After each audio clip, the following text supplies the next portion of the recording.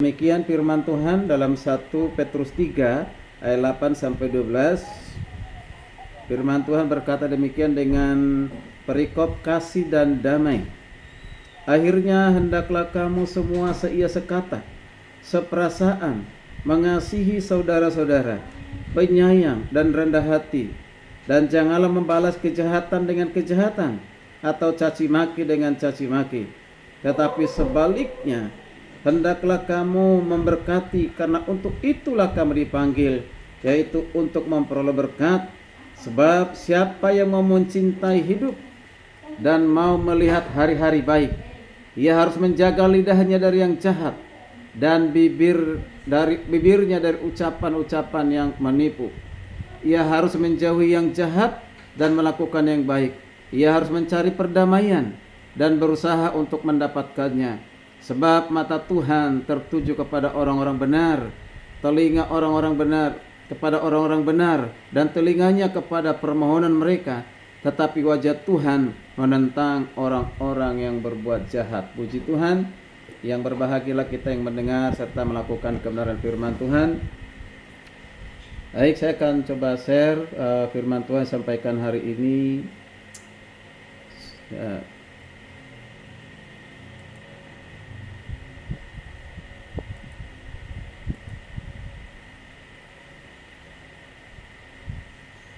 Ya, apakah sudah muncul? Sudah? Baik, puji Tuhan. Tadi temanya memiliki kasih dan perdamaian. Sesuai dengan nas pembacaan 1 Petrus 3 ayat 8 sampai 12 tadi, dengan perikop juga yang Alkitab, Lembaga Alkitab Indonesia itu kasih dan damai. Mengapa Petrus menyampaikan kepada jemaat di Asia ini bicara tentang kasih dan perdamaian? Apakah jemaat pada saat itu mereka tidak memiliki kasih atau tidak hidup dalam perdamaian? Mengapa begitu penting ya Rasul Petrus mengatakan, yaitu harus mengasihi dan juga harus mencari damai sampai mendapatkannya. Kalau kita baca tadi di ayat yang berapa itu, ayat ke-10 ya, yang dikatakan harus berupaya untuk mencapainya, mendapatkannya. Nah, itu suatu usaha yang harus dikerjakan, dilakukannya. Ya, Bapak Ibu yang dikasih Tuhan, terutama para ibu-ibu kawal yang dikasih Tuhan, ini Petrus ini berbicara kepada umat Tuhan, bukan kepada di luar umat Tuhan. Dia berbicara kepada orang yang sudah mengenal Tuhan, bahkan percaya kepada Tuhan. Itu artinya bahwa Petrus masih melihat mungkin tidak atau kurang, masih kurang di dalam kasih, bahkan tidak ada perdamaian. Ya, atau belum menemukan perdamaian sesungguhnya, padahal mereka mengatakan diri sebagai orang-orang Kristen yang seharusnya sudah memiliki kasih. Dan kasih itu pasti berdampak kepada membawa damai. Tidak akan pernah ada kedamaian tanpa kasih, dan tidak tercipta perdamaian tanpa kasih. Kasih itu adalah dasar utama. Nah, kalau kita bisa melihat sifat hakiki yang dimiliki oleh Tuhan adalah sifat yang pertama utama, itulah kasih. Itu kasih yang sempurna, kasih yang tidak ada ditemukan di dalam siapapun di dunia ini, dalam tokoh manapun, dia mana agama manapun, semua kasih dalam dunia ini kasih yang memiliki keterbatasan. Kasih jikalau engkau mengasihi aku, maka aku mengasihimu. Jika engkau masih menguntungkan bagiku, aku mengasihimu. Jika engkau teman bisnisku yang baik, aku pun akan baik kepadamu. Tapi bagaimana kalau orang lain yang membenci kita, yang tidak mengasihi kita, atau mungkin mencaci maki kita oleh karena iman kita kepada Yesus Kristus, atau pernah kesalahan, pelanggaran yang pernah kita lakukan di masa lalu masih diingat, lalu kita dimusuhi, apakah kita juga balik memusuhi atau kita justru mengasihi? Disinilah perbedaan kasih Tuhan dengan kasih manusia.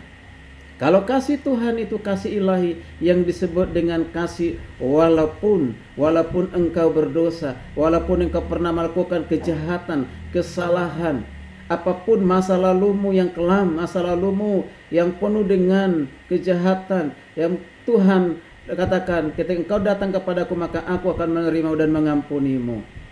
Itulah kasih Tuhan. Kalau kasih Tuhan itu kasih bersyarat, maka semua manusia di dunia ini tidak akan ada yang memenuhi syarat. Maka semua manusia pasti binasa, masuk neraka. Kalau kasih itu kasih bersyarat, syaratnya adalah apa? Syaratnya adalah perbuatan baik. Syaratnya adalah persembahan. Syaratnya adalah beramal. Syaratnya adalah beragama. Kalau itu menjadi syaratnya, maka tidak akan pernah mungkin kita memperoleh keselamatan.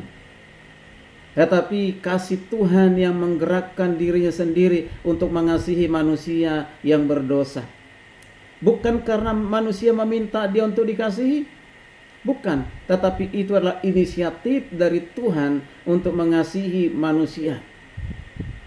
Adam dan Hawa jatuh dalam perbuatan dosa karena melanggar aturan yang sudah ditetapkan oleh Tuhan. Manusia yang berdosa itu ada akibat dari perbuatan dosa, tetapi Tuhan tetap mendatangi Adam dan Hawa. Adam, di manakah engkau? Inilah bukti kasih Tuhan. Di dalam kasih itu ada persekutuan. Di dalam persekutuan itu ada kasih. Ketika Tuhan berfirman kepada Adam dan Hawa, itu menunjukkan sebenarnya Tuhan mengasihi manusia berdosa. Dan sampai hari ini, Bapak Ibu yang kasih Tuhan, kita perhatikan juga apa dikatakan oleh Petrus, memiliki kasih dan perdamaian. Bagaimana bisa menciptakan, mewujudkan kasih dan perdamaian itu? Ada beberapa hal yang disampaikan oleh Petrus kepada kita di sore hari malam hari ini. Ayat kuncinya itu adalah di ayat 8. Ayat 8 ini akan berkaitan berhubungan dengan satu yang lain sampai ayat 12. Saya mengulang membaca ayat 8 yang berkata demikian. Dan akhirnya hendaklah kamu semua seia sekata, seperasaan, mengasihi saudara, penyayang dan rendah hati. Bagaimana supaya terwujud kasih dan perdamaian itu? Yang pertama, hendaklah kita seia sekata. Hendaklah kita seperasaan, hendaklah kita mengasihi, hendaklah kita penyayang, hendaklah kita rendah hati. Mari kita lihat bersama-sama dengan kasih Tuhan. Jadi Petrus memberikan perintah ini. Ini sebenarnya bagaimana membangun relasi sesama tubuh Kristus atau sesama orang Kristen. Yang dilihat pada saat itu sama orang Kristen ternyata masih ada, ya, tidak seia sekata, ya, masih miskin di dalam kasih. Ya, tidak dalam satu perasaan, kehilangan kasih sayang. Bukan lagi rendah hati, tapi tinggi hati, kecongkakan dan lain sebagainya. Makanya Petrus ini menekankan luar biasa pentingnya dikatakan seia sekata. Hendaklah kamu seia sekata. Di dalam terjemahan beberapa bahasa Inggris dikatakan itu dari satu pikiran. Berarti satu pikiran. Seia sekata itu berarti satu pikiran. Banyak di Alkitab, terutama dari Perjanjian Baru, baik itu oleh Rasul Petrus maupun Rasul Paulus, yang mengatakan tentang seia sekata ataupun menekankan pentingnya seia sekata. Roma 12 ayat 16 dikatakan demikian. Hendaklah kamu sehati sepikir dalam hidup bersama. Janganlah kamu memikirkan perkara-perkara yang tinggi, tetapi arahkanlah dirimu kepada perkara-perkara sederhana. Janganlah menganggap dirimu pandai. Tadi Paulus mengatakan, hendaklah kamu sehati sepikir. Seia sekata, sehati sepikir, itu sama artinya. Lalu kita lihat lagi dalam 2 Petrus 13 ayat 11 berkata, akhirnya saudara-saudaraku bersukacitalah. Usahakanlah dirimu supaya sempurna. Terimalah segala nasihatku. Sehati sepikirlah kamu. Sehati sepikirlah kamu. Dan hiduplah dalam damai sejahtera, maka Allah sumber kasih damai sejahtera akan menyertai kamu. Kita perhatikan, ditekankan lagi di sehati sepikir, berarti begitu pentingnya sehati sepikir itu. Kalau sehati sepikir atau seia sekata, maka pasti mengalami namanya damai sejahtera, pasti menerima damai sejahtera. Bahkan Maka dikatakan, maka Allah sumber kasih damai sejahtera itu akan menyertai kita, puji Tuhan. Demikian juga dikatakan dalam Filipi 4 ayat 2. Paulus menasehati, dikatakan audio ku nasehati dan Sintike ku nasehati. Apa nasihatnya? Nasihatnya dikatakan supaya sehati sepikir di dalam Tuhan. Supaya sehati sepikir di dalam Tuhan. Ini baru 3 ayat. Masih banyak ayat-ayat lain yang menekankan pentingnya bagi orang Kristen, bagi tubuh Kristus, sehati sepikir. Lalu bagaimana caranya supaya kita melakukan, mewujudkan namanya satu pikiran atau seia sekata, sehati pikir itu? Ada beberapa hal yang praktis yang bisa kita lakukan. Yang pertama tentunya adalah berdoa. Berdoa untuk tercapainya kesatuan pemikiran bagi orang-orang Kristen, yaitu harus merindukan namanya persekutuan, merindukan namanya doa, doa untuk bersatu di mata Tuhan, berdoa kepada Tuhan. Sebagai imam besar kita adalah Yesus Kristus itu. Bahkan kalau kita lihat, Yesus sendiri berdoa bagi orang percaya. Doanya Yesus nanti bisa dibaca di Yohanes 17, 11, 21, 23. Diulang 3 kali oleh Yesus. Luar biasa. Diulang 3 kali oleh Yesus dengan mengatakan supaya mereka menjadi satu. Supaya mereka menjadi satu. Supaya mereka menjadi satu. Itu doa dari Tuhan Yesus. Kalau Tuhan Yesus berdoa supaya mereka menjadi satu, berarti itu kehendak Tuhan supaya umat Tuhan, orang Kristen, orang percaya selalu bersatu. Kalau Yesus sendiri berdoa untuk kesatuan, maka kita pun harus meneladani Yesus berdoa untuk kesatuan. Karena doa itu dahsyat, doa itu luar biasa, doa itu dapat mengubah perpecahan menjadi satu persatuan. Kedengkian, kecongkakan menjadi kerendahan hati. Itu akan diubah oleh doa kalau kita berdoa untuk satu kesatuan. Bahkan berdoa buat diri kita sendiri supaya apa? Supaya jangan yang menonjol ego kita, kepentingan diri sendiri, tapi yang menonjol adalah kepentingan bersama, yang menonjol untuk kemuliaan bagi nama Tuhan. Jadi harus berdoa. Hari-hari ini kita lihat banyak di kalangan orang Kristen terjadi perpecahan. Mengapa terlalu banyak sinode-sinode? Ada positifnya, tetapi kalau kita melihat latar belakangnya, banyakkan itu karena ada perpecahan di dalamnya. Terjadi pro kontra, terjadi ada golongan A, golongan B, golongan C. Ya, pembela pendeta butar-butar, pendeta sirait, pendeta yang gea. Ya kan? Ini yang baik, ini tidak baik. Ini dalam satu tubuh gereja. Itu yang terjadi hari-hari ini. Bahkan baru-baru ini kita lihat ada salah satu gereja, belum lama ini, masih di bulan Juni. Itu antara sesama gereja yang berbeda dominasi, merebut suatu tempat ibadah, menyerang gereja. Orang gereja menyerang orang gereja, membawa lagi apa? Benda-benda tajam, dengan batu pukul, hampir sambil saling pukul, saling baku hantam, emosional, marah, melempar gereja dengan batu. Siapa yang melakukan? Bukan agama lain, orang Kristen sendiri yang melakukan demikian. Luar biasa. Mungkin kita pernah tahu itu, berita itu ada di TikTok, ada di YouTube dan yang lain, bahkan masuk berita TV. Mengerikan sekali. Mengusir pendeta, mencaci maki pendeta. Ini kedagingan ini. Ini bukan keinginan roh mereka, memang mau bela, dikatakan membela kebenaran. Itu milik kami untuk tempat ibadah kami, bukan tempatmu. Itu tempat kami, hanya merebut karena tempat ibadah.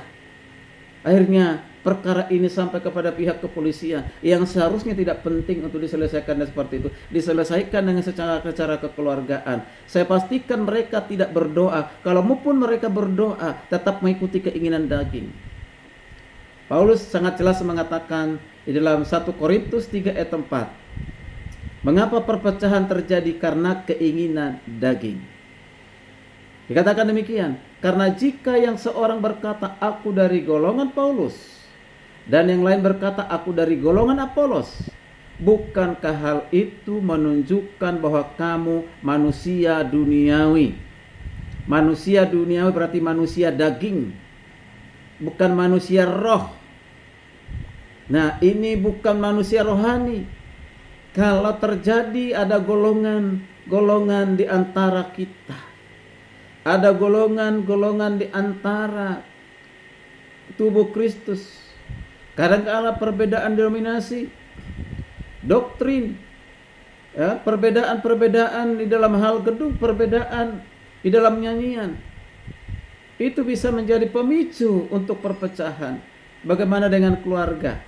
Dalam keluarga pun seringkali terjadi perpecahan, akhirnya kepada perceraian. Mengapa demikian? Karena apa?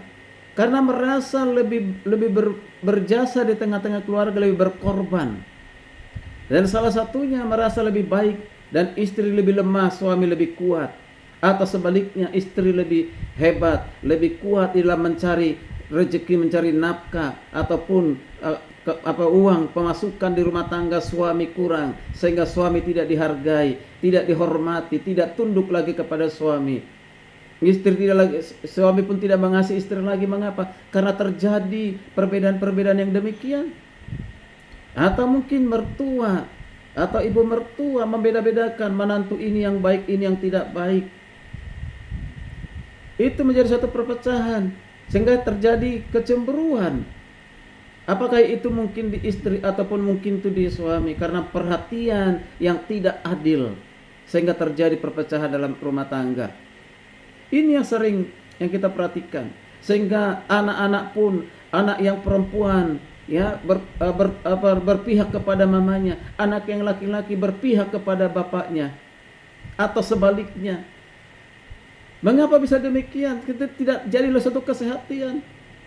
Suami ke gereja mana, istri ke gereja mana, anak-anak ke gereja mana, terjadi perpecahan. Bukan dalam satu ke gereja, kecuali kalau ada pelayanan. Ini tanda-tanda perpecahan dalam rumah tangga, dalam keluarga.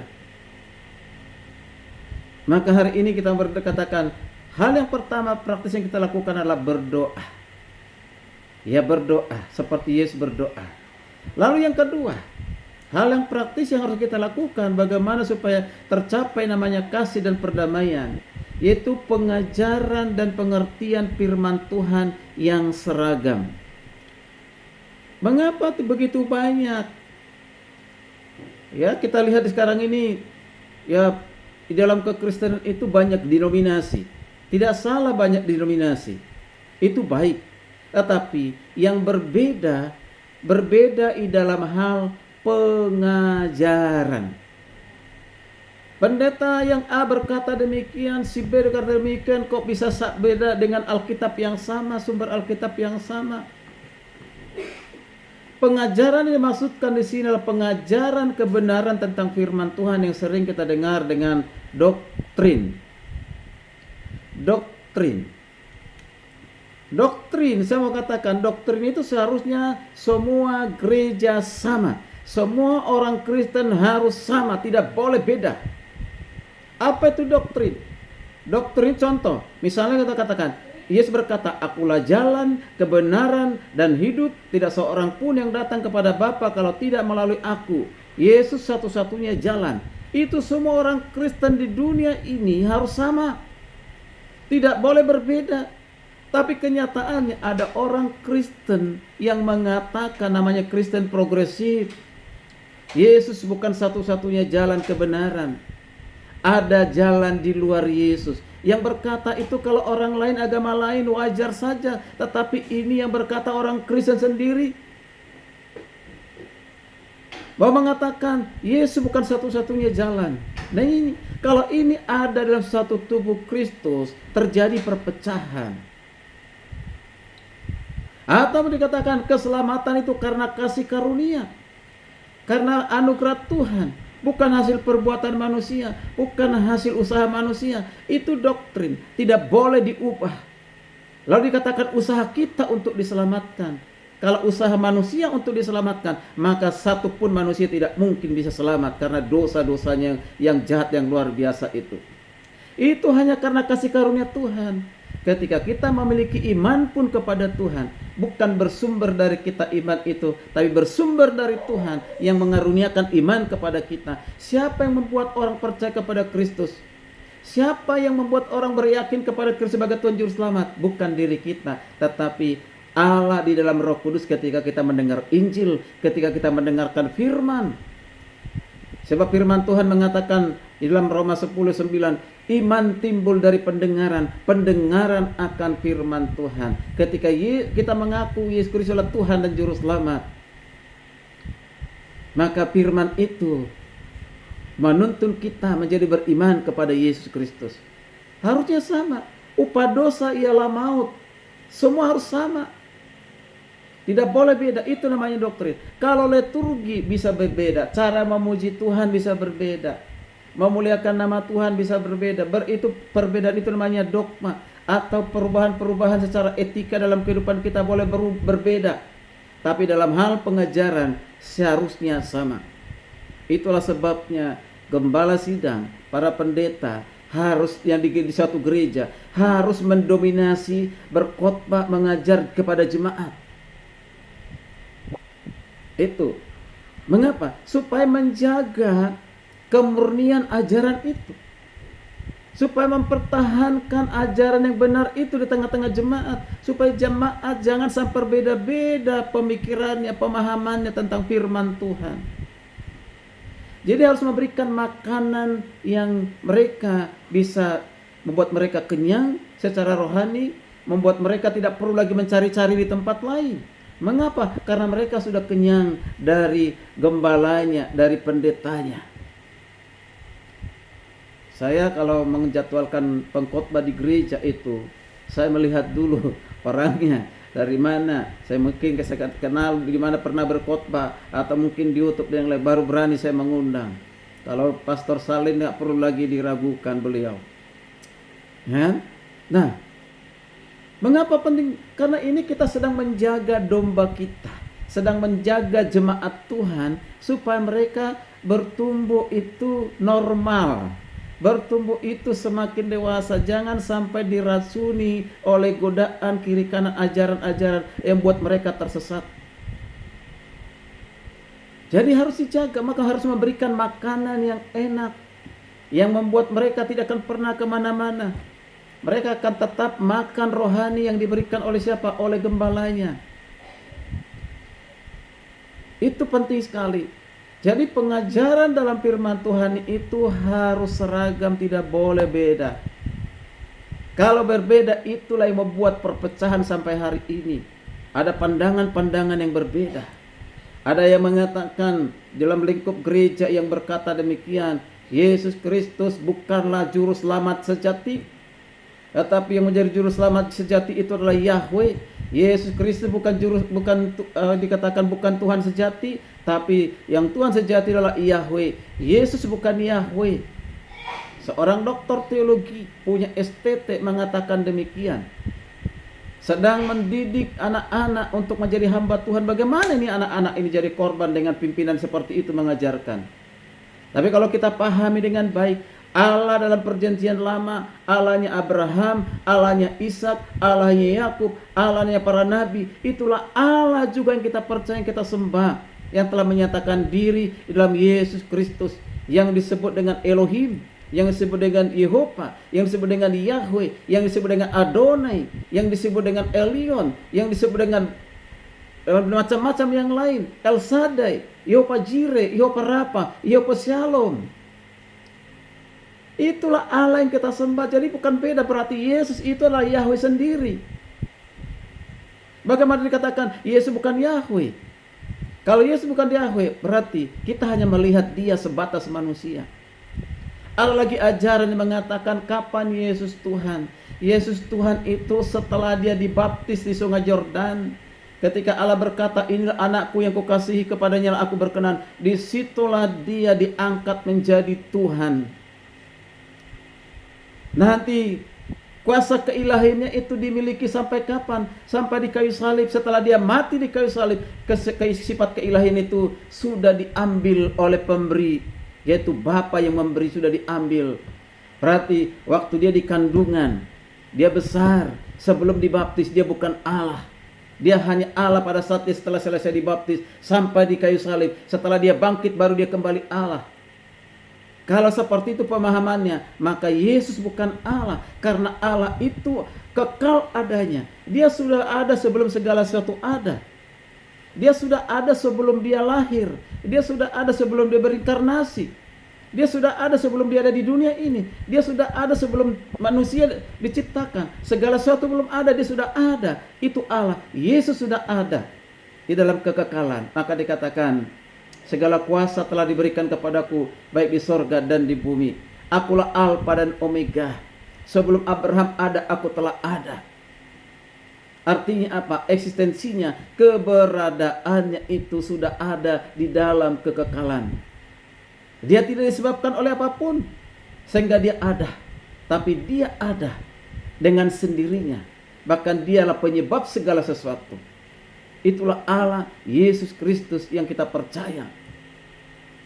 Jadi nggak boleh dibedakan. Kalau orang-orang perjanjian lama beriman kepada siapa? Tetap beriman kepada Allah, kepada Tuhan. Yaitu Allah yang Esa itu, yang menyatakan diri dalam Bapa, Anak, dan Roh Kudus. Ini harus sama dalam satu gereja, tidak boleh berbeda. Makanya pengakuan iman rasuli itu bukan saja dipertahankan, tetapi harus diimani, diucapkan. Bukan hanya diucapkan di gereja, tetapi itu menjadi pernyataan iman kita. Atau dengan itu adalah kalimat syahadat yang harus diucapkan. Bukan saja di gereja, tapi setiap hari. Puji Tuhan. Nah, kalau tidak, maka gereja bisa terpecah. Berapa banyak gereja sehari-hari ini terpecah hanya karena perbedaan doktrin. Padahal seharusnya doktrin itu sama. Denominasi gereja yang berbeda, talenta yang berbeda, karunia yang berbeda, semua bisa berbeda. Tetapi satu yang tidak boleh berbeda, yaitu pengajaran tentang Kristus, pengajaran tentang Alkitab tidak boleh berbeda. Nah, karena itu bagaimana caranya? Kalau kita majelis, harus siapkan waktu belajar. Belajar. Ketika ada pendalam Alkitab di gereja, majelis jangan merasa sudah lebih hebat, saya tidak mau belajar. Saya belajar sendiri aja. Sehingga dia belajar sendiri berbeda dengan gembalanya nanti. Berbeda dengan pimpinannya nanti. Makanya kalau dia ada pendalaman Alkitab, majelis harus hadir. Jangan hanya majelis mendorong jemaat ya datang, tetapi majelisnya tidak hadir. Tidak. Jemaat hadir, majelis hadir, para pendeta yang lain hadir, sama-sama mendengar, menikmati. Itu luar biasa. Kalau tidak, nanti akan terjadi perbedaan. Bahkan akan mengkritik gembalanya, mengkritik pendetanya. Kalau dikritik dengan hal yang benar masih mending. Tapi kalau dikritik padahal dia salah, keliru, karena mendengar dari luar sana, sampah dari luar sana dibawa ke dalam gereja, dia anggap itu adalah sesuatu yang berharga, padahal itu sampah sesungguhnya. Dia nggak sadar kalau itu sampah, sehingga merusak persekutuan, persatuan di dalam satu gereja. Hal ini penting. Saya agak lama di sini karena ini penting. Bapak Ibu dikasih Tuhan, semua jemaat ataupun jemaat yang kita sedang bimbing, kita saat ini bersama dengan kita dipercayakan oleh Tuhan, harus kita menyampaikan pengajaran yang benar, pengajaran Alkitabiah. Yang ketiga, bagaimana menciptakan namanya kasih dan perdamaian itu. Yang ketiga adalah hidup harus dipenuhi dengan Roh Kudus. Hidup dipenuhi oleh Roh Kudus. Dipenuhi maksudnya itu dipimpin, dikendalikan. Efesus 5:18, hendaklah kamu dipenuhi oleh Roh Kudus. Itu kata perintah. Kalau perintah berarti kehendak Tuhan. Kalau kehendak Tuhan berarti itu harus dikerjakan, dilakukan, ditaati oleh orang-orang percaya. Bukan hanya untuk tertentu, tetapi semua orang percaya. Jadi cara terbaik untuk memajukan satu kesatuan adalah bahwa setiap individu Kristen harus berjuang hidup dalam pimpinan persekutuan Roh Kudus. Wow, saya dipimpin oleh Roh Kudus, Ibu Sarli dipimpin oleh Roh Kudus, semua dipimpin oleh Roh Kudus. Wow, luar biasa. Sehingga kita tahu apa keinginan dan kehendak Tuhan dalam kehidupan kita karena pekerjaan Roh Kudus. Semakin Roh Kudus memenuhi semua umat Tuhan, semakin dekat mereka, dan mereka akan semakin ditarik dalam satu kesatuan itu. Selain kita satu tubuh dalam Kristus, satu roh, satu Allah, berbeda karunia, satu iman, seharusnya tidak terjadi perpecahan. Akan yang terjadi adalah kasih dan persaudaraan. Philadelphia. Akan terjadi perdamaian. Mengapa? Karena kita menyerahkan diri kita dipimpin, dikendalikan oleh Roh Kudus. Nah, memang ada keragaman. Keragaman dalam pemikiran, keragaman dalam perasaan, di dalam tindakan. Tetapi tentu saja harus ada batas terhadap keragaman itu. Tentu harus ada batas keragaman itu. Jangan semua diseragamkan. Ya kan? Tidak boleh semua diseragamkan.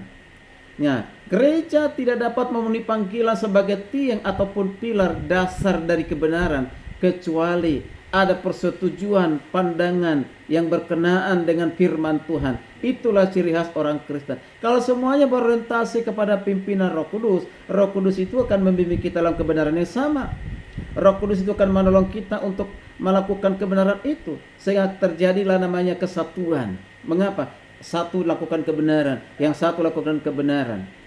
Tapi kalau yang satu hidup dalam kebenaran, yang satu dalam hidup dalam bohong, kedusta dan yang lain sebagainya, tidak mungkin. Makanya dalam gereja itu kalau ada orang yang suka berdusta, tidak mungkin dia bisa bersatu. Sekalipun dia tutup mata dan berdoa, tetapi hatinya jauh untuk dalam satu persekutuan. Seringkali sampaikan, orang yang berpolitik dengan kita, orang yang duduk bersama dengan kita, orang yang pernah berdoa dengan sama kita, belum tentu dia memiliki kesatuan hati dengan kita. Yang dipikirannya barangkali apa? Kalau saya tidak hadir dalam persekutuan ini, nanti saya dibilang orang yang malas beribadah. Kalau saya tidak hadir, nanti saya ditegur. Kalau saya tidak hadir, nanti saya disebut orang bukan orang beriman dan yang lain sebagainya. Atau dia hadir, supaya saya lebih terhormat. Jangan dikatakan, orang Kristen yang terhormat, dia rajin beribadah. Itu banyak yang seperti itu, macam-macam tuh orang datang beribadah. Orang seperti ini tidak mungkin bersatu dengan kita. Tapi kalau tujuannya murni untuk datang kepada Tuhan, bertemu dengan Tuhan, memuji Tuhan, mendengarkan firman Tuhan, rasa haus dan lapar akan kebenaran firman Tuhan, orang seperti ini akan bisa bersatu. Luar biasa. Jadi kasih itu mempersatukan di dalam hal apa? Dipersatukan dalam firman, yang dipersatukan dalam pimpinan kuasa Roh Kudus. Maka akan terpelihara. Jadi kita harus belajar menghargai perbedaan betul, supaya tercapai suatu kesatuan yang kudus. Perbedaan talenta, perbedaan karunia, perbedaan pendidikan, perbedaan sosial, perbedaan ekonomi, apapun itu perbedaan harus kita hargai. Harus kita hargai. Tapi jangan sampai karena perbedaan ekonomi, perbedaan sosial, kita mengkotak-kotakkan diri kita dengan yang lain. Engkau adalah orang yang miskin, aku orang kaya. Engkau orang yang tidak mampu, engkau tidak adalah orang yang lemah, dan yang lain sebagainya. Tidak demikian. Bapak Ibu dan semua yang bergabung, yang dikasihi Tuhan, pikiran yang bersifat dasar, yaitu pokok harus sama. Betul. Apa yang menjadi dasarnya itu harus sama. Harus sama. Tapi cara di dalam pelaksanaan itu bisa berbeda-beda. Contoh. Ya misalnya gini. Semua harus setuju penginjilan itu harus dilakukan. Setuju melakukan penginjilan. Semua setuju. Jangan sampai ada di antara, jangan. Ya masih ada yang lebih yang lain. Ya, enggak usah penginjilan. Nah, perhatikan di sini. Penginjilan itu kehendak Tuhan. Karena itu kehendak Tuhan, ketika dibuat satu program, semua harus setuju. Ya, semua harus setuju. Yang berbeda apa? Yang berbeda cara untuk melakukannya, bagaimana caranya? Melalui KKR, melalui ibadah kawal, melalui penginjilan pribadi, ya, atau menginginkan jemaat dilatih untuk penginjilan, atau mengusulkan supaya menyediakan banyak traktat untuk dibawa dibagi-bagikan. supaya dibagi-bagikan kepada jemaat. Itu banyak cara yang berbeda, boleh beda-beda, diusulkan oleh si A, si B, si D, banyak usulan-usulan yang berbeda, tapi tujuannya satu, adalah untuk melakukan penginjilan. Akan tercipta namanya kesatuan. Hal lain, bagaimana menciptakan kesatuan itu? Ya, sekalipun berbeda, tetapi tetap mewujudkan satu kesatuan. Semua harus setuju bahwa pelayanan atau pekerja Kristus harus akrab satu sama lain. Harus akrab satu sama lain. Harus sehati sepikir seperti tadi satu sama lain. Harus ramah satu sama lain. Tapi seringkali dalam gereja itu, ya, kita kalau untuk orang yang merasa kita lihat lebih baik dari kita, atau dia lebih ya, ekonominya lebih baik, persembahannya besar, ya kan, perpuluhannya besar, kita lebih ramah kepada orang seperti itu daripada kepada mereka ekonomi lemah dan bahkan mungkin persembahan pun berat untuk dikasih. Mengapa? Karena masih bergumul, ya kan? Ini terjadi dalam suatu gereja perpecahan seperti itu. Atau kita tidak menyambutnya dengan sukacita, tidak menyambutnya seperti yang lain menyambutnya. Kita beda-bedakan, kita kotak-kotakan orang, kita beda-bedakan orang, sehingga kita ramah hanya kepada orang tertentu. Tidak. Keramahan itu harus semua, kepada semua. Keakraban itu harus ciptakan. Itu suatu kesehatian, kesepakatan. Makanya di gereja, yang mulai dari penerima tamu harus ramah. Sampai mereka masuk gereja disambut oleh para pendeta majelis harus ramah. Itu karena sudah sehati. Nanti dia pulang disapa lagi, ramah lagi. Sehingga ketika dia datang pertama kali, dilihat semuanya ramah, akrab, percayalah, minggu berikutnya dia akan datang.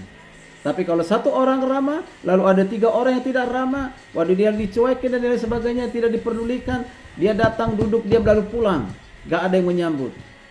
Jangan berharap dia balik lagi minggu depan. Begitu. Jadi harus akrab, harus akrab. Bagaimana caranya menciptakan keakraban itu? Banyak cara tentunya. Bisa bermacam-macam pandangan, seperti misalnya mengadakan perjamuan kasih setelah selesai fellowship, selesai ibadah di gereja. Ya, tidak harus makan makanan yang yang dikatakan makan nasi, lauknya lebih enak dan tidak, dengan roti pun, dengan apa adanya pun. Tujuannya bukan makanannya, tapi menciptakan keakraban.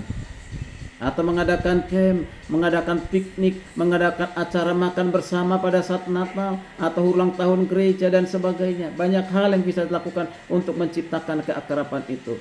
Waktu saya melakukan penginjilan, bagaimana supaya mereka mau bersama-sama dengan saya dan mereka akhirnya mendengarkan Injil, menciptakan keakraban. Mereka yang suka berenang, saya ajak berenang. Mereka yang suka main bola, saya ajak main bola. Apapun yang mereka sukai, tadinya yang saya tidak sukai, saya harus belajar untuk menyukainya demi Injil, sehingga mereka mau.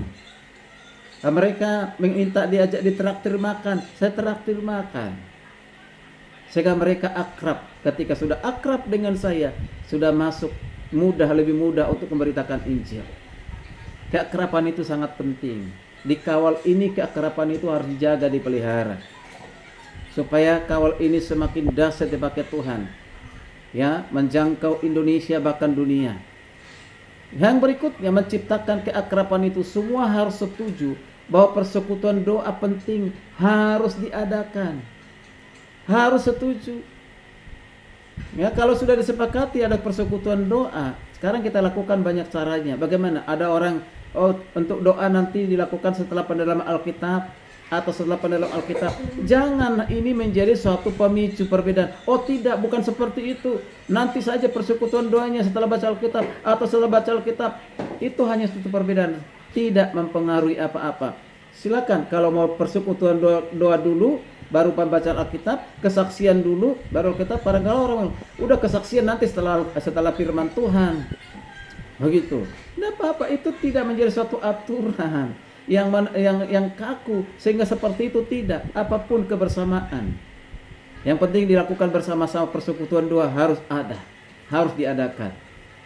Ingat, ini satu peringatan kepada kita. Kalau pikiran dasarnya sama, pemikirannya sama, dasarnya sama, maka perbedaan kecil-kecil lebih mudah itu diharmoniskan.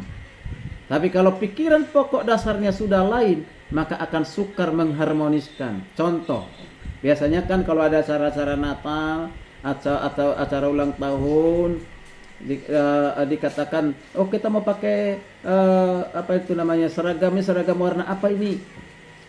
Oh, yang satu mengatakan, oh yang pink, yang satu bilangkan, oh jangan yang pink, yang ini. Jadi hanya untuk perbedaan warna aja itu bisa setengah jam. Ini mau ngapain?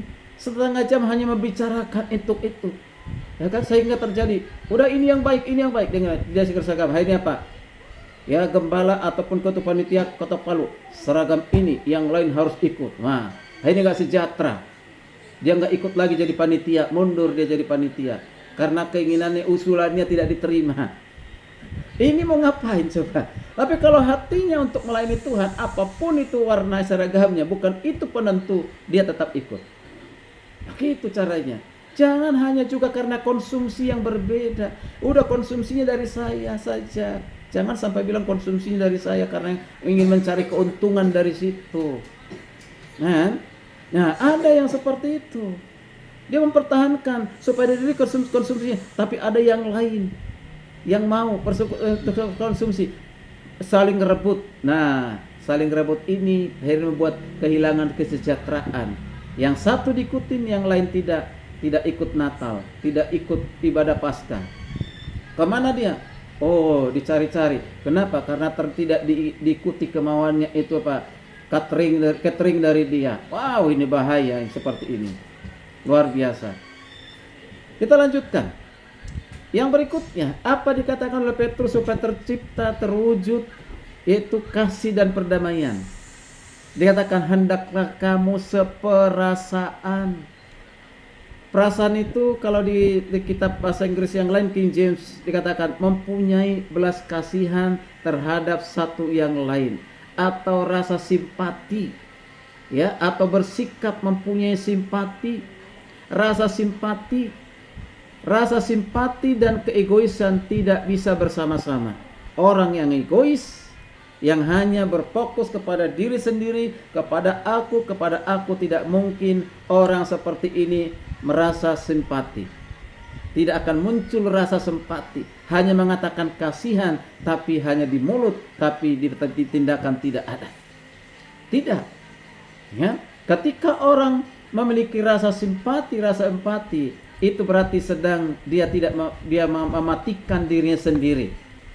Tapi selama si aku adalah hal yang menonjol, adalah hal yang terpenting di dalam diri seseorang, dia tidak akan mungkin bisa bersimpati. Simpati itu tergantung kepada kerelaan untuk melupakan diri sendiri, mengutamakan orang lain. Wow, itu namanya kasih dan tercipta perdamaian. Tapi kalau kita masih mau menonjolkan supaya kita dihargai, supaya kita dihormati, supaya kita dimuliakan, semuanya kepada kita. Hati-hati. Orang seperti ini sulit untuk bersimpati. Ya. Tapi kalau kita lebih mengutamakan orang lain, keselamatan orang lain, sukacita orang lain, maka kita pun bersukacita. Simpati datang pada hati orang kepada orang yang Kristus memerintah dalam hidupnya. Kalau tidak Kristus yang memerintah dalam kehidupannya, tidak ada belas kasihan, tidak ada simpati. Maka pastikan Kristuslah yang memerintah di hati kita. Itulah sifat kerajaan sorga. Kita bisa menciptakan sorga di tengah-tengah dunia ini. Dengan cara apa? Ketika Kristus bertahta dalam kehidupan kita, maka kita pasti memiliki belas kasihan. Seperti mengatakan, tergeraklah hatinya karena belas kasihan, melihat manusia ya seperti yang tidak bergembala, domba-domba yang tidak bergembala. Sehingga Yesus bukan hanya bersimpati, tapi mengambil suatu tindakan untuk menyelamatkan mereka. Contohnya, setiap orang turut berduka cita dengan kita dalam kemalangannya, juga bersuka cita dengan kita dalam kemakmurannya. Kalau dia sedang diberkati, kita bersuka cita. Sehingga setiap orang bukan hanya memperhatikan diri sendiri, tapi juga memperdulikan kepentingan orang lain. Apa dikatakan oleh Paulus dalam Roma 12 ayat 15? Roma 12 ayat 15 berkata demikian. Bersukacitalah dengan orang yang bersukacita. Wow, luar biasa. Ya.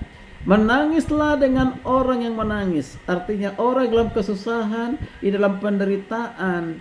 Jangan kita bahagia dalam penderitaan orang lain.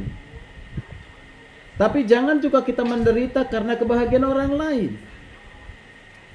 Ketika orang lain berbahagia, kita pun ikut berbahagia. Ketika orang lain menderita, kita pun ikut merasakan apa yang dia rasakan itu, sehingga kita timbul rasa empati dan melakukan suatu tindakan. Ini luar biasa kalau tercipta ya ada di tengah-tengah keluarga Kristen. Wow, luar biasa. 1 Korintus 12:26. Paulus juga mengatakan, karena itu jika satu anggota menderita, semua anggota turut menderita. Jangan pernah bilang masalahmu adalah masalahmu, masalahku adalah masalahku. Ketika ada orang datang dalam kesusahannya, padahal saat itu kita dalam satu kesusahan, mampukah kita untuk menolongnya? Atau kita menghindar? Atau kita mengabaikan? Justru di situ kita menjadi orang Kristen yang hebat. Ketika dalam kesusahan kita bisa menolong orang yang susah, yang lebih susah dari kita. Di situ baru hebat. Itu orang Kristen sejati yang luar biasa itu. Betul. Ya? Jika satu anggota dihormati, semua anggota turut bersukacita. Jangan ada yang dihormati dan tidak dihormati. Semua harus dihormati, saling menghormati. Ketika kita dipuji, ditinggikan oleh orang tertentu, kita tidak boleh iri hati. Oh, puji Tuhan. Kita harus senang. Kadang-kala kita iri hati dengan orang yang lebih diberkati dari kita. Mulai kita mencari-cari ya alasan mengapa dia sampai bisa seperti itu. Pemikiran kita bukan positif, tapi pemikiran kita negatif. Jangan-jangan dia gembala itu makan persembahan gereja, ya kan? Jangan-jangan ya menerima ya persembahan di luar dari gereja. Ya, untuk keuntungan pribadi. Kenapa dia bisa hari ini ganti mobil baru, sepatu baru dan lain sebagainya. Kita berpikir seharusnya kalau pendetanya diberkati, puji Tuhan, haleluya, Tuhan berkati terus gembala kami, Tuhan berkati terus pendeta kami, pimpinan kami. Jangan langsung pemikiran. Kalaupun mungkin pernah dilakukan hal-hal yang negatif, ya, yang tidak berkenan kepada Tuhan, kita tidak hadir sebagai hakim buat dirinya, tapi kita hadir sebagai pendoa buat gembala kita ataupun siapapun pimpinan kita. Luar biasa. Nah, ini akan terwujud kasih dan perdamaian. Lalu yang ketiga, apa dikatakan oleh Petrus? Hendaklah kamu mengasihi. Ini Petrus ini mengutamakan, menghususkan kasih itu kepada saudara seiman. Kita memang mengasihi orang lain yang tidak seiman dengan kita. Karena Paulus juga mengatakan yang sama. Tapi di sini Petrus menekankan saudara seiman. Berarti satu tubuh Kristus. Galatia 6 ayat 10 berkata demikian. Karena itu selama masih ada kesempatan bagi kita, selagi masih ada kesempatan bagi kita, marilah kita berbuat baik kepada semua orang. Berbuat baik kepada semua orang. Tapi kalimat berikutnya ini menjadi penekanan Paulus. Tetapi terutama kepada kawan-kawan kita seiman. Terutama kepada kawan-kawan kita seiman. Wow, siapapun itu yang seiman dengan kita, baik di dalam gereja, di luar gereja, atau kita ketemu di pesawat, kita ketemu di pinggir jalan, kita ketemu di mana saja, ketika seiman dengan kita harus lebih akrab, kita harus bisa menyatu dengannya, kita utamakan. Berarti ada butuh pertolongan, kita bisa menolong yang semua orang, tapi kita harus mengutamakan yang seiman dengan kita. Lalu berikutnya yang keempat, hendaklah kamu menjadi penyayang. Kalau mau tercipta kasih dan perdamaian, orang Kristen harus menjadi orang Kristen penyayang. Penyayang itu penekanan dari beberapa pekanan dari bahasa Inggris itu berbelas kasihan, hati yang lembut, hati yang berbelas kasihan. Jadi kita bukan hanya menolong saudara-saudara kita dan meringankan kesengsaraan mereka, penderitaan mereka, tetapi juga kita harus sabar dengan apa? Dengan kelemahan-kelemahan, kekurangan dari mereka. Setiap orang Kristen punya kekuatan, tetapi juga jangan lupa ada kelemahan. Makanya Paulus mengatakan di Galatia 6 itu ayat 1, bertolongan-tolonganlah kamu bertolong-tolonganlah untuk menanggung bebanmu. Iman yang lebih dewasa, yang lebih kuat, membimbing iman yang masih lemah. Jangan dihakimi. Ketika terjadi kesalahpahaman untuk ajaran tertentu, kita menjadi pembimbing, bukan membuat dia menjadi orang yang merasa dia tidak tahu apa-apa. Perbedaannya adalah kita lebih duluan tahu, dia belum tahu. Kita harus beritahu. Ya, bagi mereka imannya masih lemah, kita udah kuat, berarti kita harus hadir, ya, menjadi kekuatan baginya, membimbingnya, mengarahkannya. Apalagi orang yang baru bertobat.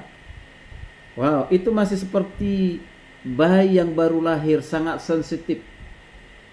Sangat sensitif, sekalipun umurnya sudah dewasa. Saya mesti melihat, sudah bapak-bapak, sudah ibu-ibu, tapi gampang tersinggung. Ya, gampang marah. Nah, bagaimana kita menghadapi orang seperti ini? Apakah kita juga terpengaruh dengan gampang marah, gampang tersinggung? Tentu tidak. Kita harus sabar menghadapinya. Kita harus membimbingnya. Kita harus lemah lembut membimbingnya. Kita tetap harus berbuat baik kepadanya. Maka dia akan, kalau kita mempunyai hati yang baik, lembut, berbelas kasihan, maka kita bukan hanya menolong saudara kita yang ada di dalam kesengsaraan, tetapi kita juga sabar karena kelemahan-kelemahan mereka. Mereka melakukan kesalahan, kita tetap sabar. Mengulangi kesalahan, kita tetap sabar. Aduh, bagaimana mungkin tidak? Mungkin kalau kita mau. Belas kasihan adalah inti atau hakikat dari Allah. Belas kasihan adalah inti dari Yesus Kristus. Maka belas kasihan itu juga menjadi bagian dari kehidupan kita. Karena begitu besar kasih Allah akan dunia, akan manusia yang penuh dengan dosa. Belas kasihan itu menyelamatkan kita. Tentu kita harus mencontoh, menteladani Yesus di dalam hal belas kasihan kepada yang lemah, kepada siapapun itu. Yang ada, yang kita lihat dalam kenyataan hidup ini, itu tidak akan pernah tidak ada, selalu ada. Nah, karena itu kita tetapkan hati kita punya belas kasihan. Itu sangat penting sekali. Saya baru-baru ini ada jemaat udah bolak-balik ke rumah sakit, dia secara ekonomi tidak mampu. Ya, bahkan saya rumah pun itu adalah kontrak, bahkan sudah berapa bulan dia tidak hampir 1 tahun dia tidak bayar kontrakannya. Sakit pula suaminya, pendapatannya hanya warung kecil. Nah, banyak orang mengabaikannya. Saya diperhadapkan orang seperti ini. Hanya berdoa kepada Tuhan, Tuhan tolong apa yang harus saya perbuat, saya tolong. Hubungi orang tertentu yang kita tahu di rumah sakit yang kita kenal supaya bisa diprioritaskan untuk dilayani. Akhirnya dilayani. Sampai hari ini masih ada di rumah sakit. Saya gerakkan jemaat untuk berdoa, bukan saya berdoa, bang, suatu tindakan untuk memberi. Jadi jangan kita hanya perhatikan orang yang sakit karena dia kaya, lalu kita perhatikan supaya kalau nanti dia sehat, perpuluhannya lancar. Tidak, tapi kita harus menolong orang yang tidak mampu, yang mungkin tidak bisa membalas dan tidak akan pernah bisa membalasnya. Itu hebat. Kalau kita memberi supaya dibalas, itu biasa. Tapi kalau kita memberi tidak akan pernah bisa mampu dibalas, itu baru hebat. Luar biasa. Bapak Ibu, yang terakhir, bagaimana kasih itu supaya terwujud dan perdamaian itu terwujud? Oh, ini dia. Yaitu ini bicara tentang integritas juga, yaitu rendah hati. Hendaklah kamu rendah hati. Kata rendah hati itu diterjemahkan bisa yang sopan, suatu pikiran rendah hati. Kerendahan hati merupakan suatu yang penting. Mengapa? Karena kesombongan, kebanggaan menyebabkan kita merendahkan sesama kita. Itu yang terjadi. Ya, saya sudah melihat itu kalau dalam satu pesta. Orang yang hadir, dalam satu pesta, dengan mobil mewah, penampilan yang luar biasa, dihormati gitu kan. Tapi coba orang-orang sederhana, sepatunya pun mungkin sudah robek-robek. Ya terserah dia mau duduk di mana di pesta ini, urusannya dia sendiri. Itu masih dunia. Orang dengan emas ya, tangan kiri kanan, lalu kalung. Ketika dia datang dihargai, dihormati. Orang yang datang tidak pakai apa-apa pun tidak dihargai, tidak dihormati. Itu yang terjadi. Kesombongan dan tidak ada rendah hatilah orang seperti itu. Saya definisikan rendah hati menurut Stephen. Orang rendah hati itu adalah yang menempatkan Kristus di dalam kehidupannya. Itu rendah hati. Kalau sudah menempatkan Kristus dalam kehidupannya, mengapa? Pertama, Yesus seorang rendah hati. Dia sudah dibuktikan datang ke dunia ini menjadi manusia, menjadi hamba. Bahkan dikatakan melayani bukan untuk dilayani. Itu semua menunjukkan kerendahan hati. Tapi hari-hari ini kita melihat banyak hamba Tuhan inginnya semua dilayani, diservis semuanya. Sampai membawa tasnya pun orang lain, membawa Alkitabnya pun yang lain. Bahkan membawa topinya pun yang lain, semuanya orang lain. Dia hanya onggang-onggang kaki seperti bos gitu. Ya? Nah, ini luar biasa ini. Itu terjadi di kalangan hamba Tuhan. Tentu itu tidak baik. Orang rendah hati siap melayani. Dari hal yang sangat sederhana, hal yang sangat kecil pun kita siap untuk melayani. Jangan maunya hal-hal yang besar saja. Kadang-kala hamba Tuhan berpikir pelayanan itu hanya khotbah saja. Terlalu sempit kalau kita menilai, melihat, mengukur pelayanan itu hanya dengan khotbah, hanya dengan mengajar. Tidak demikian. Kita harus melihat pelayanan itu lebih luas. Ketika kita mengunjungi orang sakit, mendoakan orang sakit, menasehati orang lain, itu melayani. Ketika kita menolong orang untuk menyeberang dari satu jalan ke jalan lain supaya jangan sampai kecelakaan atau jangan sampai ditabrak oleh motor mobil, itu melayani. Apapun yang kita lakukan itu adalah melayani. Jangan diukur pelayanan itu hanya di mimbar, berkhotbah dan merasa lebih terhormat di situ. Ketika kita pun membersihkan halaman, membersihkan rumah. Laki-laki, bapak-bapak merapikan tempat tidur. Jangan menganggap itu terhina. Saya kerjakan hampir setiap hari seperti itu. Ya, saya kerjakan, saya lipat itu dia punya selimut, bantal dan gulingnya saya rapikan. Hampir setiap hari saya lakukan itu. Apakah itu membuat saya hanya menjadi seorang yang tidak dihargai orang? Oh tidak. Itu bagian dari kasih. Bapak Ibu kasih Tuhan. Hal yang sederhana di rumah pun kita harus lakukan. Jangan semuanya tergantung kepada orang-orang lain di sekitar kita. Itu orang rendah hati. Bapak Ibu kasih Tuhan, maka satu nasihat terakhir dari 1 Petrus 5 ayat 5. Dikatakan, demikian juga kamu yang orang-orang muda tunduk kepada orang-orang tua. Nah ini ketika orang muda tunduk kepada orang tua, menghormati orang tua, itu rendah hati. Dan kamu semua rendahkanlah dirimu seorang terhadap yang lain. Sebab Allah menentang orang yang congkak tetapi mengasihani orang yang rendah hati. Allah menentang orang congkak. Ingat ini. Tetapi mengasihani orang yang rendah hati. Mau dikasihani oleh Tuhan, kita harus memiliki sikap rendah hati. Puji Tuhan, maka saya masuk dalam kesimpulan khotbah hari ini. Nanti akan saya kirim terlalu panjang Bapak Ibu kasih Tuhan. Ini harus 2 kali sebenarnya untuk menyampaikan, tapi saya masuk dalam satu kesimpulan, satu penutup. Ya. Maafkan saya Ibu Pastor, Ibu Salin, Ibu Salin, saya masuk dalam satu kesimpulan. Kesimpulan dan perenungan buat kita. Kesimpulan pertama, kasih dan perdamaian itu akan tercapai jika kita sehati sepikir, jika kita seperasaan, jika kita mengasihi, jika kita penyayang, dan jika kita rendah hati. Kasih dan perdamaian akan terwujud jika kita tidak membalas kejahatan dengan kejahatan, caci maki dengan caci maki, tetapi memberkati. Karena itu tadi di ayat berikutnya itu tidak dijelaskan. Kemudian yang berikutnya, kasih dan perdamaian menjadi kenyataan jika kita menjaga perkataan kita, menjauhkan diri dari kejahatan dan melakukan yang baik. Mari kita lihat, kalau kasih dan perdamaian ini terwujud, jika kasih dan perdamaian ini terwujud, maka kita akan apa? menikmati hidup. Tadi dikatakan di ayat yang keberapa itu 10, menikmati hidup, bahkan akan melihat hari-hari baik. Mau melihat hari-hari baiknya, lakukan semua yang tadi itu. Bahkan dikatakan Tuhan akan mendengar doa kita, mengabulkan permohonan doa kita. Itu tadi di ayat yang terakhir, di ayat 12, 11, 12 itu. Luar biasa. Luar biasa berkat Tuhan. Kalau kita melakukan itu semua, kita akan diberkati. Inilah hal yang kita lakukan supaya terwujud atau kita memiliki kasih dan perdamaian itu, baik di tengah-tengah keluarga, dalam pelayanan masyarakat, dimanapun kita berada. Kawal maju terus untuk kemuliaan Tuhan.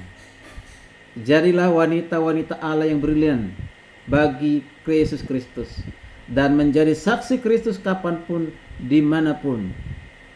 Tuhan Yesus memberkati kita sekalian. Puji nama Tuhan. Saya serahkan kepada Ibu Sarlin untuk mengucap syukur atas firman Tuhan. Shalom, Tuhan Yesus memberkati.